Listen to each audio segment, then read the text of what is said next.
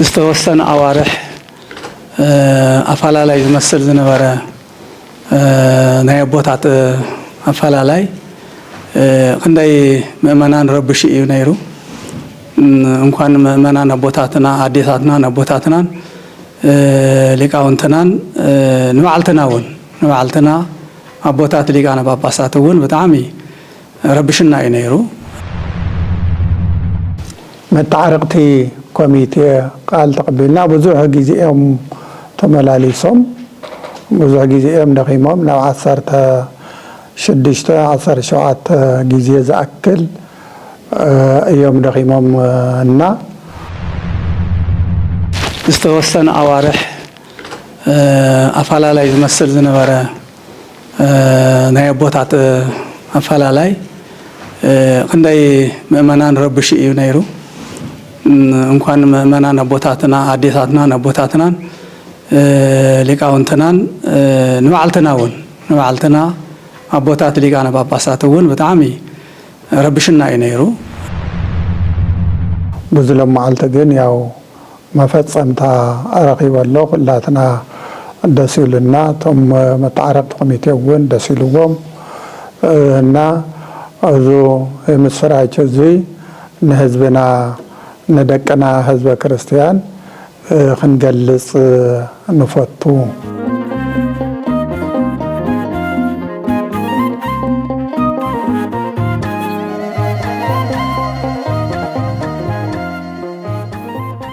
بسم آب وولد ومنفس قدوس هادو أملاك آمين زخبركم إجزاوير بيتسب تخطتلتي فنوتا وميدا فتو تقدس دنجل ماريون وقدسان لك عدوم بفتسم سلامنا كريستوس كما يلهم إجزاوير قدوس فؤاد خوينو لمن بس عزي بهوات بتعنا بسلام سلس حلو الناشن تلعليا إجزاوير عملخنا نزال عالم زخبران ستمس كان نخون لمي كم فؤاد إجزاوير بزعبا منبر سلامة سلام جيرو نزبل بفلاي أب ناي تجراي أرثوذكس تربية تكشان أبوتات تفلا اليوم نيروم أبز ساعات زيجن كلهم ناب سلام زموت سلقات أمثلة زخونة تيار استنانة زيزة تكوري كمسل بفلاي تجارو ناي تجراي أرثوذكس تربية تكشان أبوتات مراحتين حد حدهم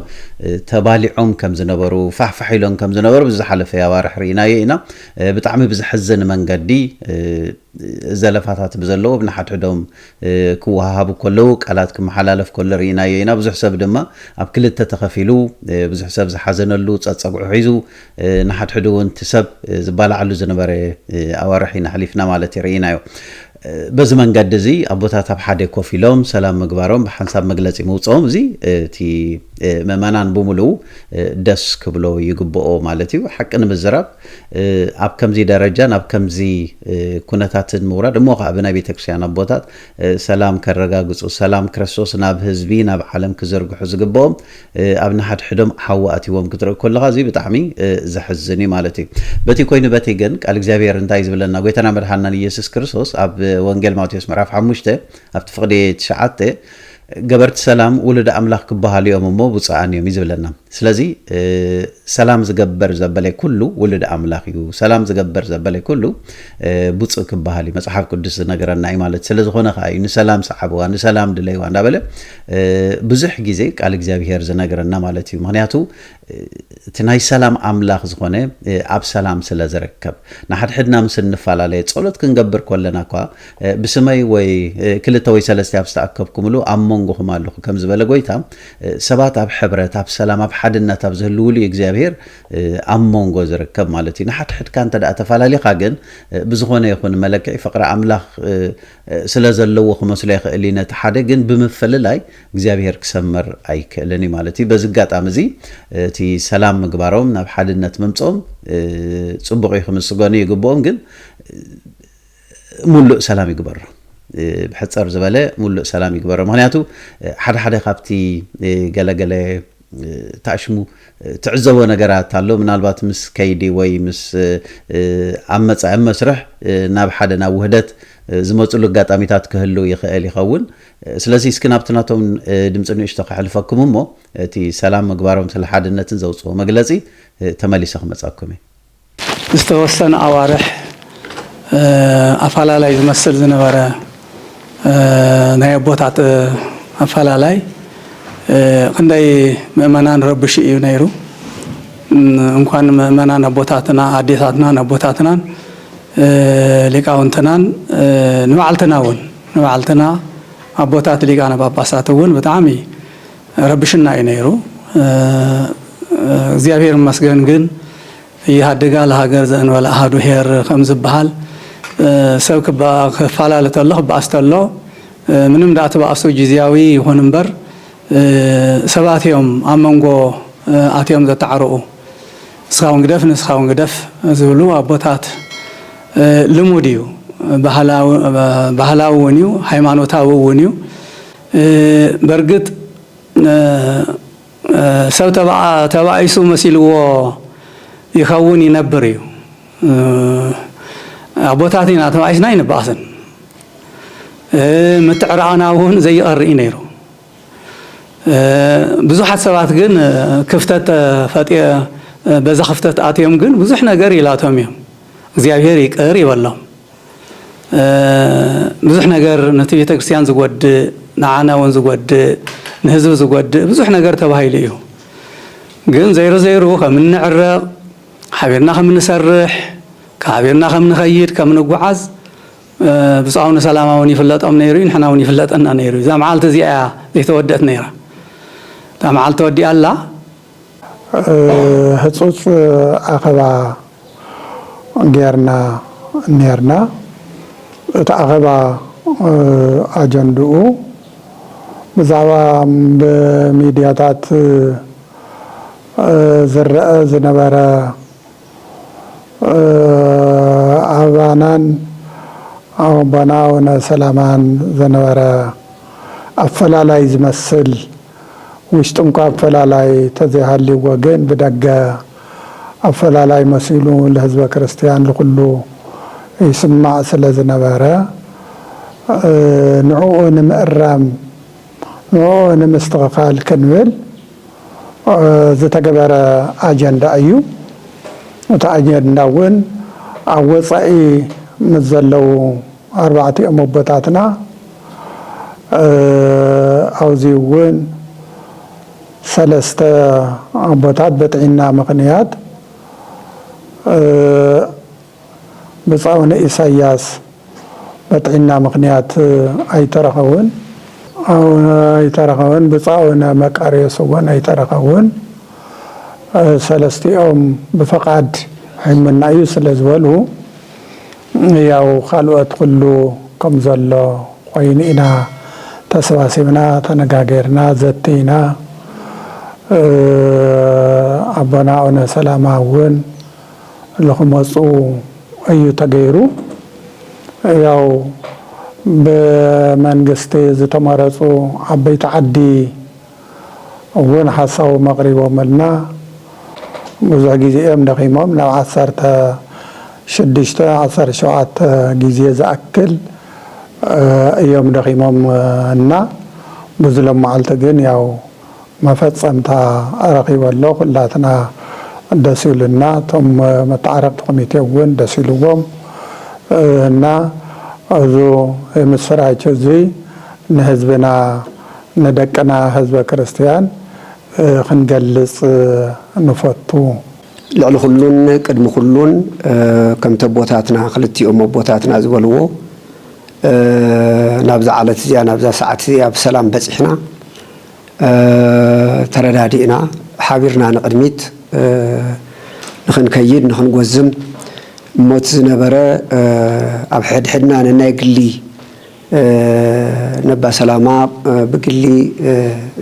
ዝበደልዎ أنا ونبيئذا من قل بوتاتين نحل حدهم زبدلنا يو تبادلنا كي كونس بتي زنبرنا ناي السراراح الحي بصوبون عون بيتروس تخسته بدخامن بصعرن لخلته 3 4 عامات في الله دمو حق دنبنا حق بيت ክርስቲያንን ብሄር ህግን ምስ ዓለም ለኸ ስታንዳርዱ ዝሓለወ ጸደቀ ስለዘለና ንሱ ናብ ተግባር ነውዕል ብኡን ንኺድ ጊዜ ቀሲልና ንኺድ ገለ ዝብሉ ዚኦም እዮም ሒዞምና ነይሮም ስለዚ خبري هابون أي خصوم هزبي كبري هابون شماغلتاتن عبيت عدن خصومن نايز كبابينا من محداراتن دما نايب علاتهم زخونه زحزين هنا لون خمس نايب علم زخونه عبي أسواس أجرم اللون عتمون عبي خبري إذا لنمو أنا أقول لك أنتم بوتاتنا تحوسهم مزنيو تحنتيت علامة عسيلنا سلزلنا እግዚአብሔር አምላኽ ፍጹም ሰላም ይግበረልና ካብዝ ሕጂ ከምኡ ዝበለ ምፍልላይ እግዚአብሔር ይርሕቀልና ናህና ልብውን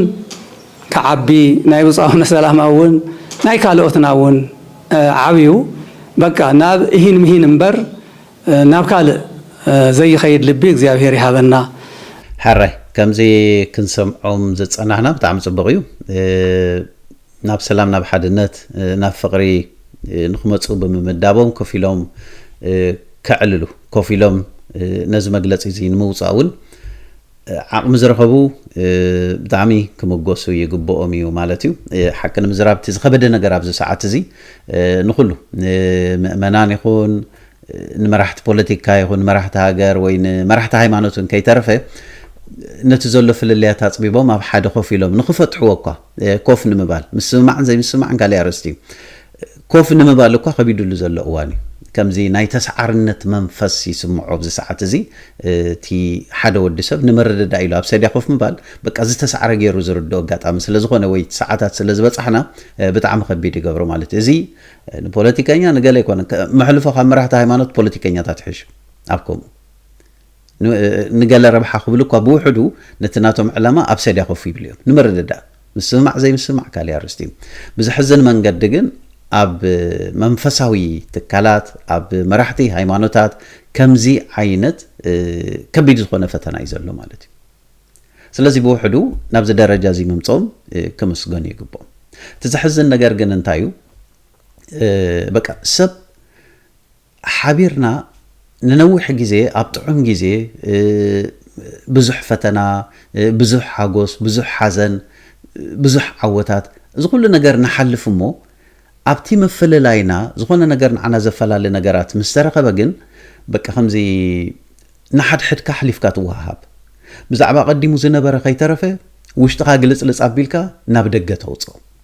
زي بتعمل خفوق نجار زي أما حبراو ميديا لهم بفلاي نريو زلنا بقى خلت تعرخ زنبرو خلت حوات زنبرو خلت تنوح عمت بحنساب زنبرو سبات أبطعم جزي خندي كم زي حالفو خندي نجر سناي نجر بحنساب ناي فقر خم زي جبرو أما فلاي مسمت أجن نتي أبسناي جزي زنبرة مستيرات زتوهابو تأمامينهم كله قحوي حمنا بدك جوت صونا بحزبي نبقى على إكزابير كابزي يدحننا أتوم تباهيلكا أتا خم بهال أملاخ يدحننا نايزوم أبوتات نايزوم صانا بوتات باباسات إذا كنا تاتزي قتيمهم نيرو كاب أتوم ناب أتا يموريدهم نيرو نمزل لا في يموريدهم نيرو زي تزحزن نجار نتايو نسل ونجيل كريستوس نسل أملاخ نخسفح إذا نجارات زي نيرو نتزغون سناي نيرو مسرب حستتح زي مسعداون نتستتح زي كساب مس علامة استتحها زي نيرو من برا سلامة قال يوم زي دلي ولو ونابتنا ما أكل هاجرا نما أكل هاجرا نبي تبي سينودسكم اللي سدللو وزة تزبل كساب ناي علامة مثل لا يقطع مو نيرو مالتي زيك قليل نجار غيرنا خين ردو نوانجيل انت زغون كم حدا جزي عرق قدس باولوس مس قدس برناباس بحساب اسكي نابتن وانجيل زنهارنا ين وي زرعنا لنسي تمليسنا اسكي داغماي نبص حيين كما يخيد دالو زبل ناي قدس باولوس سني علمان قدس برناباس نغيرو بز نجار زي تراداديو حراي توحايلهم ግን مسوم كوسدوم زنبروم اردت وي تختلت مسوم دما بعل قدس مارقوس بعل سيلاس قال نيرو مالتي حجي ቅዱስ ባርናባስ ምስ ቅዱስ ማርቆስ ከምዚ ቤተሰብ እዮም ነይሮም ማለት እዩ ስለዚ ንዕኡ ክማልእዎ ደልዮም ቅዱስ ጳውሎስ ግን ኖ ማርቆስ ምሳና ይከይድን ኢልዎ ምክንያቱ ኣብ ሓደ ዝተወሰነ እዋን ነገልግሎት ወንጌል ንዕዮ ክማልኦ ወይ ምስኦም ንኽኸይድ ሓሲብዎ ነይሩ ኣብ ትሽዕዋን ብተህኪት ብምንታይ ቅዱስ ማርቆስ ፈቃደኛ ይነበረ ስለዚ ቅዱስ ጳውሎስ በዚ ካይዳ እዚ ደስ ስለዘይበሎ ትሽዕዋን ሕጂ ምሳና ይንማልኦን ኢና ኢልዎ በዚ ነገራት እዚ ምፍልላይ ኣጋጢሙ ቅዱስ ጳውሎስ ንበዓል ሲላስ ሒዙ በቲ ሓደ ወገን ቅዱስ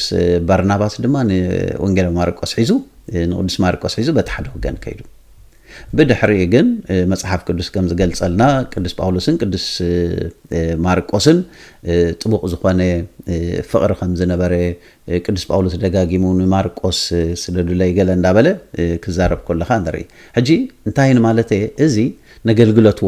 ምድሓን ወንጌል ነቲ ኣቐዲሞም ዘፍሰስሉ ወይ ዝዘርእዎ ወንጌል ንዕኡ ዳግማይ ንምርኣይ ነቶም ሰባት ነተን ማሕበራት ብርትዐን ንምርኣይ ነዚ ዕላማ እዚ ንሽቶ ምፍለላያት ኣጋጢሙ ነይሩ ማለት እዩ ናይ ዕላማ ምፍለላይ ኣይኮነን ግን ናይ መኻይዲ ናይዞም ኣቦታት እዚኣቶም ግን ክሳብ ከምዚ ዝብለኩም ዘለኹ ኩሉ ሰብ ዓለም ዝተኸታተሎ ምውርራድ ማለት እዩ ክሳብ ናይ ዕላማ ኣብ ረብሓ ብፍላይ ኣብ ገንዘብ ከምቲ ብጻብነ ሰላማ ዋላ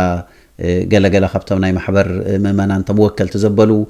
ገለገለ ቦታት ናይ ቤተክርስቲያን ካህናት መርጌታታት ዝተፈላለዩ ዘሕልፎ ዝነበሩ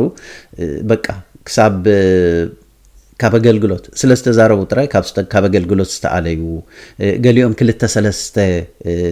ስራሕ ሒዞም ደሞዝ እንዳተኸፈሉ ክሳብ 300,000 ብር ወርሓው ደሞዝ እንዳእተው እዚ ኮ ብጣዕሚ ዘሕዝን እዩ ብጣዕሚ ዘሕዝን እዩ ሆነ እዚ ከቢድ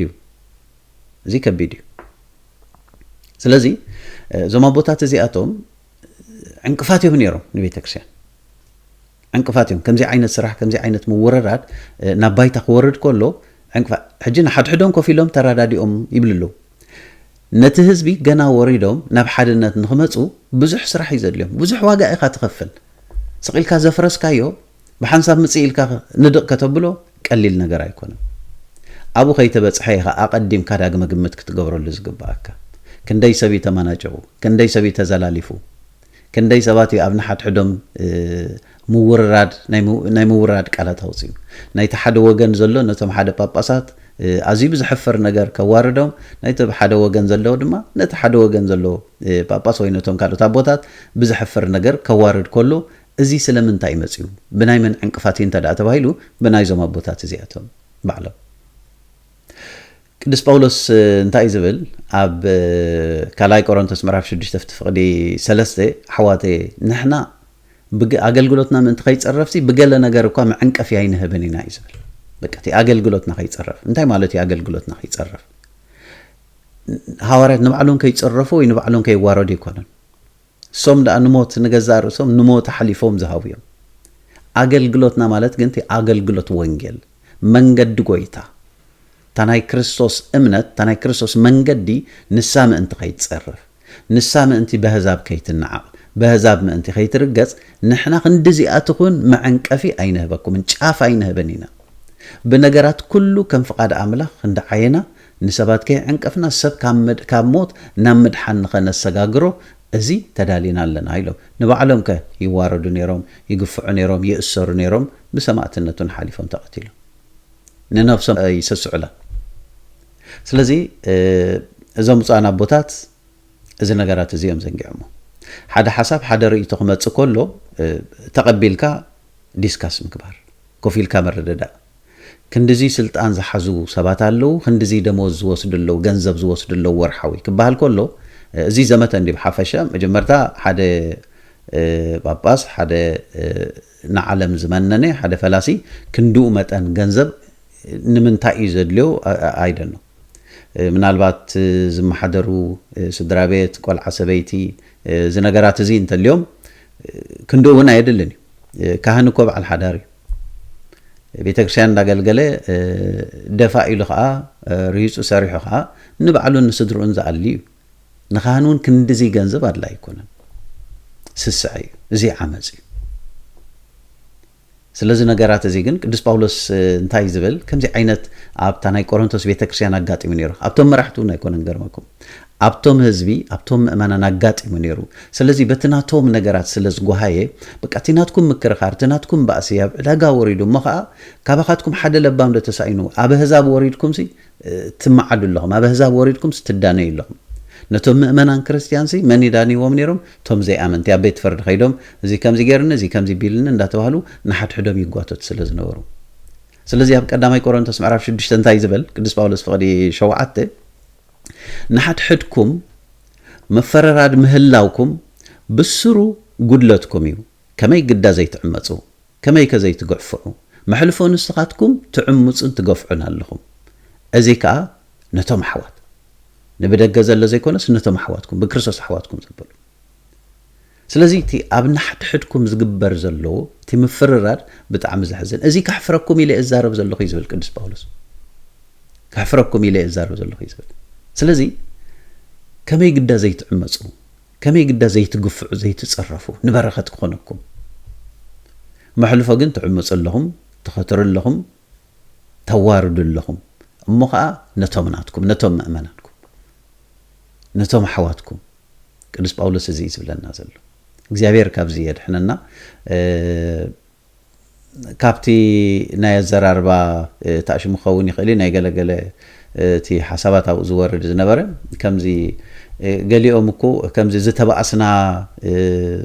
መሲልዎም ወይ ዝተፈላለና መሲልዎም ይኹን ካብዚ ዓይነት ምውርራድ እንታይ ባእስ ማለት ማለት ምፍልላይ ማለት እንታይ ካብዚ ንላዕለሰ እንታይ ማለት ናይ ህዝቢ ይኽዳ ነገር ሕጅቲ ቃላት ድሓን ናዊ ነበለኒና ሕጂ ናብ ሰላም ስለዝመፁ ናብ ሓድነት ስለዝመፁ ጽቡቕ እዩ ገለገለ ነገራት ክዕረዝ ግብኦ ኣሎ ንኣብነቶም ቀንዲ ኣብቲ ነገራት ኣትዮም ዝነበሩ ከም ንበዓል ኣቡነ ኣረጋዊ ሓሚሞም ንጥዕና ቢለ ክሕፀብ ከይደለኹ ብሉ ከለዉ በዓል ኣቡነ ኢሳያስ እቶም ክንዲዚ ገንዘብ 300,000 ዶ ገለዶ ይወስዲኦም ይኽፈሊኦም ወርሓዊ ዝበሃሉ ዝነበሩ ንሶምን ብምኽንያት ሕማም ከምዚ ኢለ ገለ ክብሉ ከለዉ ኣብነ መርሃ ክርስቶስ እውን ንባዕሉ ኣብቲ ሓደ ርክብ ብጥዕና ምኽንያት ምናልባት ኣብዚ ጉባኤ ብሓንሳብ ኮፍ ኢሎም ኣለዉ ብጥዕና ከምዚ ኢለ ተኣፍቂደ ክብሉ ከለዉ ሕጅቶም ቀንዲ ኣብቲ ናይ መረዳዳ ኣብቲ ኩሉ ነገር ብሓንሳብ ክረኸቡ ተዘይክኢሎም ልቢ ዝፈልጥ እግዚኣብሔር ኣብ ካሊእ ብዙሕ ኣይንኣቱን ኢና ግን እቲ ዕርቂ ተሓድነት ሙሉእ ክገብሮ ናይ ልቢ ክኸውን እግዚኣብሔር ክድግፎም እዚ መንፈሳዊ ምንዮትና እዩ ማለት እዩ ካብኡ ሓሊፉ ግን እቲ ንሓድሕድካ ዕርቂ ንሓድሕድካ ሰላም ምግባር ጥራይ ዘይኮነ እቲ ዋና ነገር ክፈታሕ ዝግብኦ ንሱ ከም ኣጀንዳ ተታሒዙ ንሱ ዝያዳ ልዕሊ ኩሉ ክስራሕ ዝግብኦ ከምዚ ዓይነት ገንዘብ ምውሳድ ከምዚ ዓይነት ብክልተ ሰለስተ ሞኸ ገሊኦም ብጥሜት ከምዚ መይተ ከምዚ ደቀይ ኣባላት ስድራይ መይቶምኒ ሓላፊ ስድራ ከለኹ ኣብ ስራሕ ኣጊዶምኒ ገለ ዝብልሉ ዘለዉ እዋን ሓደ ክንዱ 100,000 ክወስድ እዚ ዓመፅ እዩ እዚ በደል እዩ ኣብ ቅድሚ እግዚኣብሔር ማለት እዩ ቅዱስ ጳውሎስ ዓመፅቲ ንመንግስቲ ኣምላኽ ከም ዘይወርሱ ዋዶ ይትፈልጡን ኢኹም እዩ ዝብላው አንተ ወዘንበብክዎ ትሕት ኢሉ ምዕራፍ 6 ቀዳማይ ቆሮንቶስ ኣብ ፍቕዲ 7-8 ቢሉ ዓመፅቲ ንመንግስቲ ኣምላኽ ከም ዘይወርሱ ዋዶ ይትፈልጡን ኢኹም ስለዚ ናይ ህዝቢ ገንዘብ ናይ ቤተክርስቲያን ገንዘብ ዝተፈላለዩ ምኽንያት ዝዕመፅ መንግስቲ ኣምላኽ ክወርስ ኣይክእልን ቅዱስ ጳውሎስ ዝብለና ዘሎ እዩ ስለዚ እቲ እንታይ ከሕልፎ ደልየ ዘለኹ እቲ ሰላም ምግባሮም ጽቡቕ እዩ ብፍላይ እቲ ምእመናን ናይዞም ኣቦታት እዚኦም ነናቱ መንገዲ ነናቱ ፀግዒ ሒዙ ንሓድሕዱ ዝፈራረድ ዝነበረ ስለታ ቤተክርስቲያን ክብል ነቲ ኣትይዎ ዝነበረ ምፍልላይ ንዑ ኣውጊዱ ናብ ሓድነት ክመፅ ነቲ ህዝቢ ብፍላይ እዚ ናይ መከራ ግዜ አንጠልጢሉ ዘሎ እዚ ነገራት እዚውን ከቢድ ስለዝኾነ ሰብ ሓደ ተዘይኮይኑ ሰብ ናብ ሰላም ተዘይመፅዩ ሰብ ንእግዚአብሔር ስለ ሓድነት ተዘይለሚኑ እቲ ንኽወርድ ኣብ ቀረባ ዘሎ ከቢድ ነገር እሞ እግዚአብሔር ካብዚ ክፉእ ናይ ኩናት አንጸላሊ ዘሎ ደመና ካብኡ ከድሕንና እቲ ናይ ምፍልላይ መንፈስ ኣርሒቑ ድማ ንኹሉ ሰብ ናብ ሓድነት ከመፅ እዚ ኣብ ትግራይ ጥራይ ዘይኮነ ይኹሉ ኣብ ኤርትራ ኣብ ኢትዮጵያ ኩሉ ጽቡቕ ኣሎ ማለት ኣይኮነን ኩሉ ናብ ሓድነት መጽ ብሰላም ብፍቅሪ ብሕውነት ክነብረሉ ብጉርብትና በቃ ተዋሃይድ ካብዚ ኤውሮጳ ማን ይኻ ዝበሃል ነገር የለን ናብቲ ከም ድላይ ከኢኻ ዶብ በቃቲ ሕጊ ስለ ዝኾነ ስርዓት ስለ ዘሎ ይምበር ካብቲ ሓደ ናብቲ ሓደ ክትከይድ ወላ ሓንጽ ከም ዘሎ ይኮነ ስለዚ አባናውን ከም ዓይነት በቃ በሓድነት ብሕውነት ብጉርብትና ብመደገጋፍ ኩሉ ሰብ ንኽነብር እግዚአብሔር ብጸጉ ይደግፈና ሙሉእ ፍቅሪ ሙሉእ ሓድነት የወርደሎም ነቦታት ስለ ዝነበረና ግዜ እግዚአብሔር ዝኸበረን ተመስገነን ይኹን ጸጋ ጎይታና መድኃኒትና ኢየሱስ ክርስቶስን ፍቅሪ አምላኽን ሕብረት መንፈስ ቅዱስን ምስኩልና ይኹን ፍኖተ አቦ ሚዲያ ሓደሽቲ ዘበልኩን ቀጻሊን ዝወጽእ መልእኽትን ምክትታል ሰብስክራይብ ብምግባር ቤተሰብ ኩኑ ነዚ መልእኽቲ እዚ ድማ ሼር ላይክ ምግባር ኣይትረሱ